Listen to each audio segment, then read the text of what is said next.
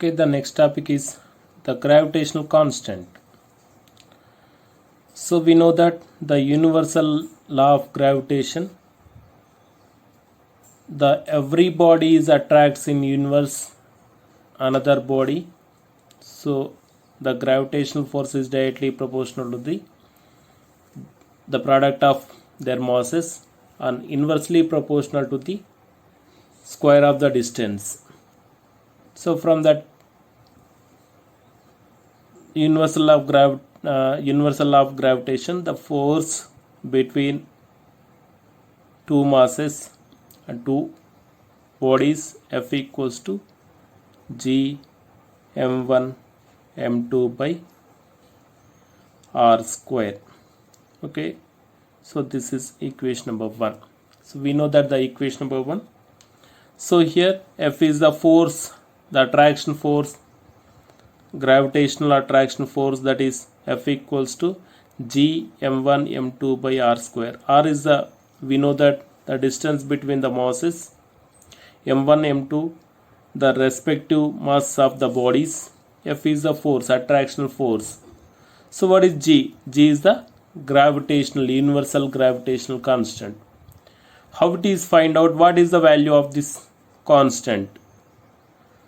So here the value of the gravitational constant capital G is entering the universal law of gravitation can be determined. So this experimentally determined this gravitational constant the first time in 1798, the English scientist Henry Cavendish. Okay, the Henry Cavendish here in 1798, the English scientist Henry Cavendish is experimentally is determine the value of universal law of gravitational constant, universal gravitational constant. Okay, the operators here. So this is the operator simply. So a rod length of L, the rod is attached to small lead spheres. So lead spheres, small m is the mass of the equal, okay, A and B are A and B. So these are the lead spheres. That lead spheres are equal masses. So it is attached end of this bar. Okay, this bar is suspended a rigid support with a string, with a wire. Okay, so it is suspended, so like this, and a mass, capital M mass of two equal mass of big spheres, big lead spheres, or we have taken opposite direction towards, okay, it is nearby the small lead spheres. What happens? According to law of universal law of gravitation, every body is attracts another body. The attractional force between small a body and s1 body, okay, small body and a big body, the attractional force is F1. Here a small body and S2 body, the attractional force, the direction towards the big body is F2. Okay, so what happens? The net force on the small objects are equal. So no net force. So equal and opposite direction. So then the net force is F minus F1 equals to F2. So F1 equals to, here the F1 equals to magnitude is F2. The net force is 0. Here net force is equals to 0. But the force is, okay, the force is predict here, the force is applied on the string is the moment of force, that is torque. Okay, so it is moved with an angle, so it is rotates in anti-clockwise direction, so it is rotates.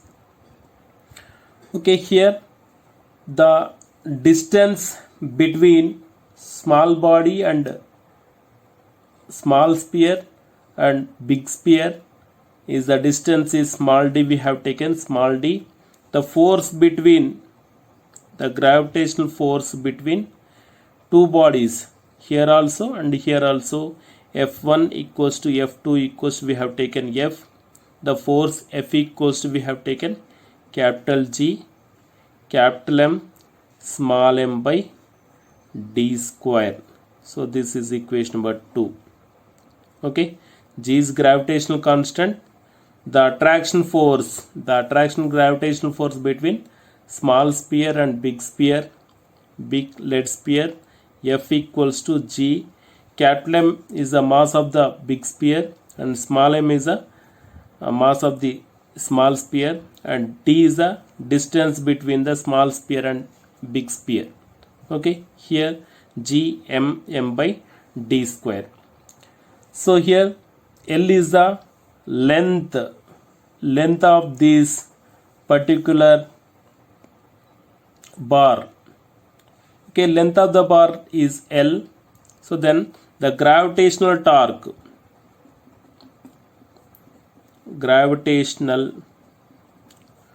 torque equals to force into length. So that equals to G capital M small m by d square into L. So this is the gravitational torque. So again, and the gravitational torque, what happens? It rotates. So when it is consists restoring torque, okay, the string is consists restoring torque. Due to the restoring torque, so it is moves anti-clockwise direction. The restoring torque is opposes the gravitational torque.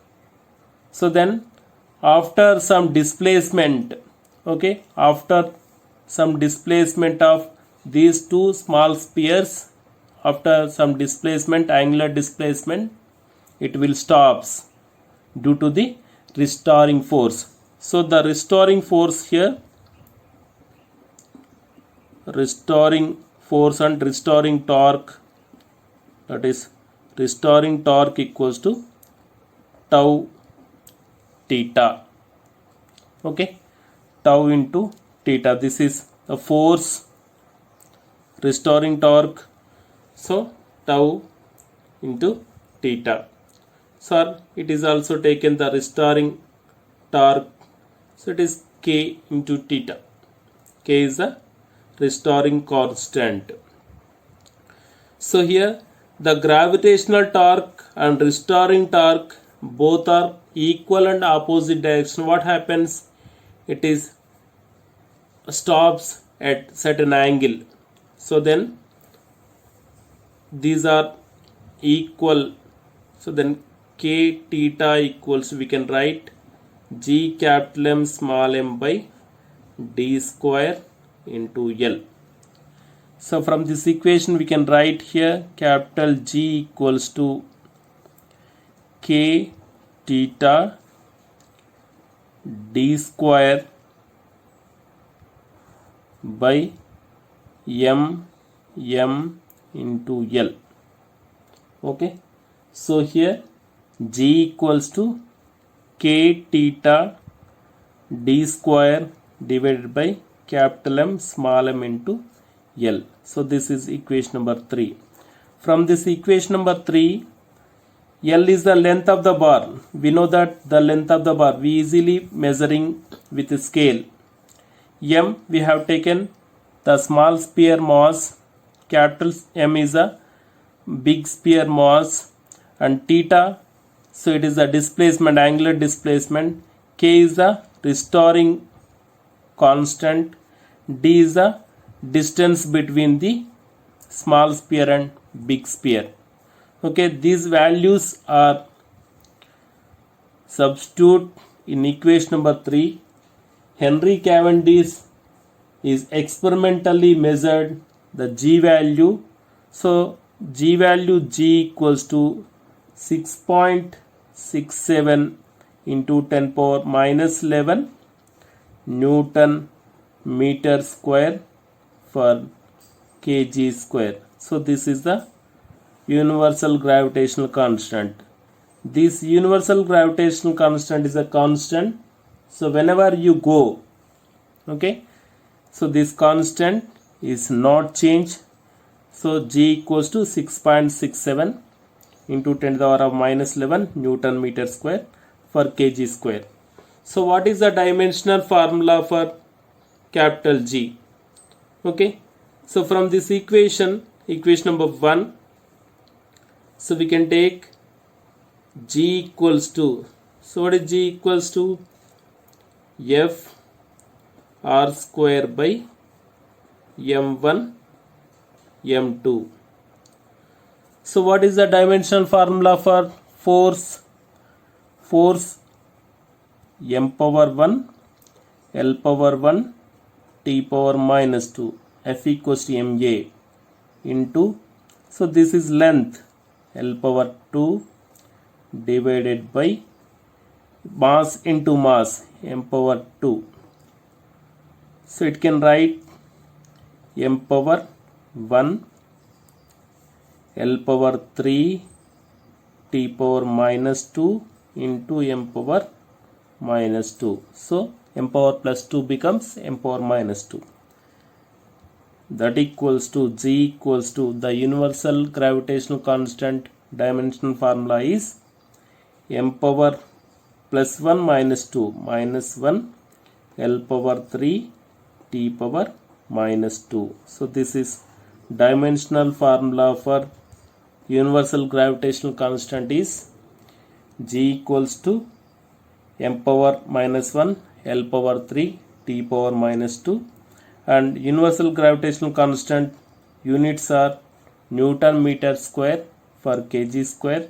So the value is G equals to 6.67 into 10 to the power minus 11 Newton meter square for kg square. So this is a universal gravitational constant.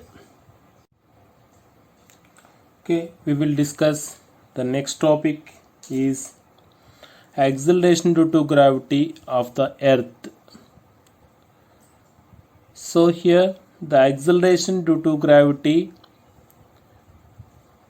so when we consider, so this is earth, okay, the earth center is O, the radius of the earth is R, capital R is the radius of the earth. So we consider a object, so object mass is M, okay, small m is the object mass.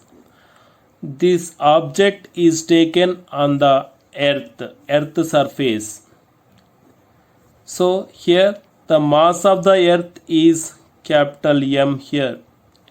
Capital M is the mass of the earth, small m is the mass of the body, okay, small mass of the body.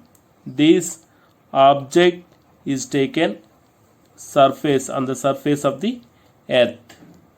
So due to law of gravitation, universal law of gravitation, so the gravitational force between the mass, the gravitational force between the body and the earth, so what is F equals to capital G capital M small m by, so what is the distance between, so the distance is R square.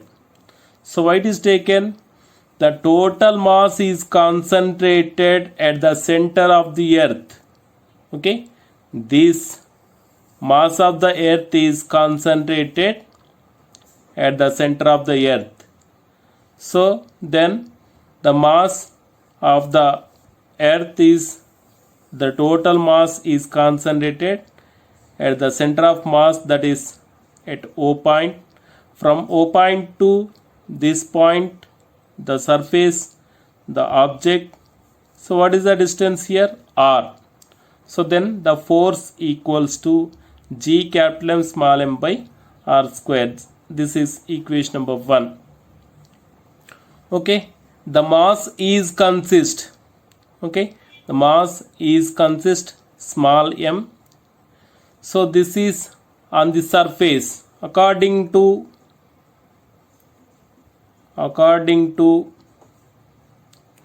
Newton's second law.